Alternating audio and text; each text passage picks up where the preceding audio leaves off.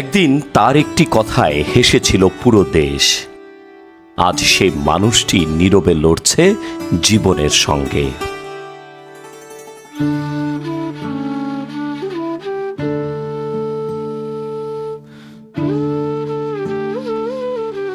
রাগকোল্লা মাত্র 2টি শব্দ তাকে এনে দিয়েছিল পরিচিতি, কিন্তু পরিচিতি পেলেও মেলেনি সচ্ছল জীবন।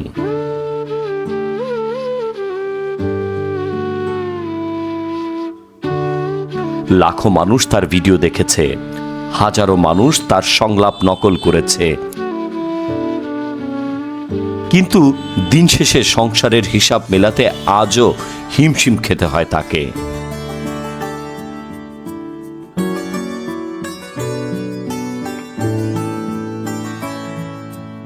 সন্তানের মুখে খাবার তুলে দেওয়ার চিন্তা, সংসারের খরচ, অনিশ্চিত ভবিষ্যৎ, এই সব নিয়ে কাটছে তার প্রতিটি দিন।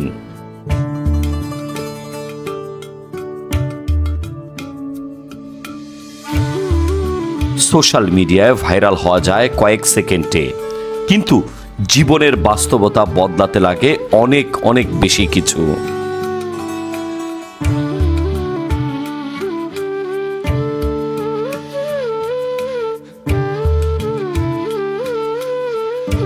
যে মানুষ একদিন লাখো মানুষকে আনন্দ দিয়েছে, আজ তিনি সংসারের গল্প হয়ে দাঁড়িয়ে আছেন। নামটা কি? জি, আমার নাম আল আমিন মামুন। আপনি হিন্দু না মুসলমান? আমি মুসলিম। একবার কোন বিসমিল্লাহ। বিসমিল্লাহ। আরেকবার কোন সুবহানাল্লাহ। সুবহানাল্লাহ। নামগুলো নিলে ভালো না ক্ষতি? এই নামগুলো তো অবশ্যই ভালো মুসলিমের জন্য। না, আমি রাগ করি না। বিসমিল্লাহ। বিসমিল্লাহ। তুমি এমন একটা ব্যক্তি, যখন তোমার পকেটে টাকা পয়সা থাকে তখন তোমার আপন বন্ধু বান্ধব তোমার সাথে থাকে, যখন তোমার পকেটে টাকা থাকে না তখন তোমার আপন কাছের লোকজন তোমার সাথে থাকে না। কথাটা ঠিক না বে ঠিক? কিঞ্চিত ঠিক আছে। রাগ করলা? না, আমি রাগ করিনি। একবার কও বিসমিল্লাহ। বিসমিল্লাহ। আরেকবার কও সুবহানাল্লাহ। সুবহানাল্লাহ। রাগকোল্লা শুনে মানুষ এখনো হাসে, কিন্তু সেই হাসির পেছনে লুকিয়ে আছে একজন বাবার কষ্ট, একজন মানুষের সংগ্রাম, আর না বলা অনেক গল্প। আচ্ছা, আরেকটা কথা বলে দে যাই। জি। কথাটা যদি সত্য হয় সত্য বলবেন তো? অবশ্যই বলবো। আপনি তো মাঝে মাঝে ভিডিও বানান, এই ভিডিওগুলো যখন আপনি আপলোড করেন ফেসবুকে, ইউটিউবে, অনেক টাকা আপনি ডলার পান। কথাটা ঠিক না বে ঠিক? একটা সময় পেতাম, কিন্তু বর্তমানে যে ফেসবুকের অবস্থা, নিজে পার্সোনাল যে কন্টেন্ট গুলো বানাই সেগুলো দিয়ে আসলে খুব একটা আসে না, তবে একটা সময় ইনকাম করেছি। রাগ করলা? না, রাগ করি না। তাহলে আরেকবার কও বিসমিল্লাহ। বিসমিল্লাহ। আরেকবার কও সুবহানাল্লাহ। সুবহানাল্লাহ। ক্যামেরার সামনে তিনি ভাইরাল, কিন্তু ক্যামেরার বাইরে তিনি একজন সংগ্রামী মানুষ। ইমানুল ভাই, একটা কথা বলি আপনার সাথে।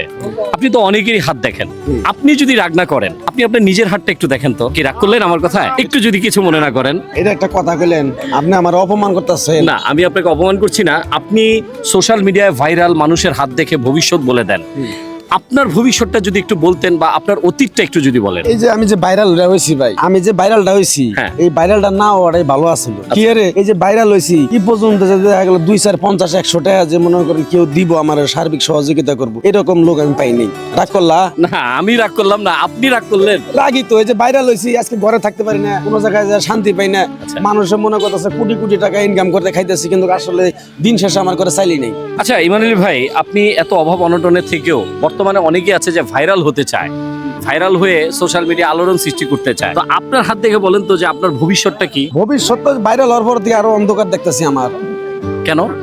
কোনো নাই, ইনকামই নাই, ইনকামই পাই না। মানুষের সমালোচনা করতেছে যে 50 লাখ পাইছি, 60 লাখ পাইছি, 20 লাখ পাইছি, কোটি কোটি টাকা পাইছি, কিন্তু বাস্তবে একটি হতে পাইনি। পরিবার, আমার ওয়াইফ গার্মেন্টসে জব করে, আমি নিজেও এই মিডিয়াতে কাজ কাম করি হালকা পাতলা। বড় কোনো যদি কাজ পাইতাম, কেউ যদি আমাকে ডাকতো, হোক মানে 10 টাকার জায়গায় আমাকে 5 টাকা দিলেও আমি তার প্রিয় দর্শক, সকল ভাইরাল যে মানুষের জন্য শুভকর হয় বিষয়টা আসলে তা নয়। ভাইরাল একটা মানুষের জীবনকে যেমন পরিবর্তন করে দেয়, একটা মানুষকে অনেকটা নিচে নামিয়ে দেয়। এই যে আমার পাশে যাকে দেখছেন, ইমান আলী, যে কিনা একটা হাত দেখেই মুহূর্তের মধ্যে সোশ্যাল মিডিয়াতে ভাইরাল হয়ে গেছে রাগকোল্লা শব্দটি দিয়ে। কতটুকু পরিবর্তন হয়েছে এই ইমান আলীর ভাগ্য আমরা নিজের কানে শুনলাম। যে কিনা মানুষের হাত দেখে বলে দিতে পারে তার অতীত এবং বর্তমান। কিন্তু এই ইমান আলী আমার কাছে যে কথাটি বলল, তার অতীতে অনেক কষ্ট ছিল, সামনে তার কষ্টই করে যেতে হবে। কারণ এই ধরনের ইমান আলীরা শুধুমাত্র মানুষের বিনোদনের খোরাক হয়ে বেঁচে থাকে তাদের ভবিষ্যৎ একেবারেই অন্ধকার।